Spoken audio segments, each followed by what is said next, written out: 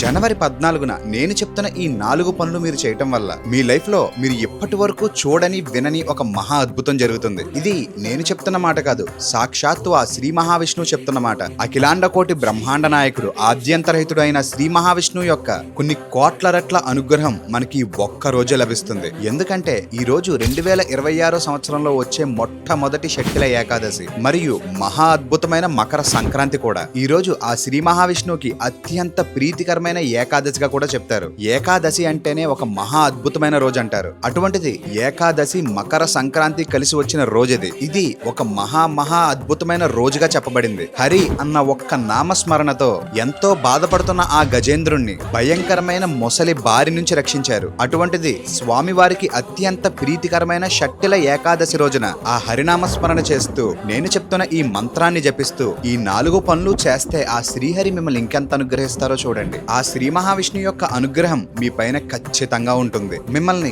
ఎటువంటి కష్టం నుంచైనా, అది ఎటువంటి కష్టమైనా ఒక కవచ కుండలాలతో రక్షిస్తారు. మీ పైన ఏలినాటి శని, కంటక శని, అష్టమ శని, అర్ధాష్టమ శని ప్రభావం కూడా తగ్గుతుంది. ఇదే ఆ మంత్రం.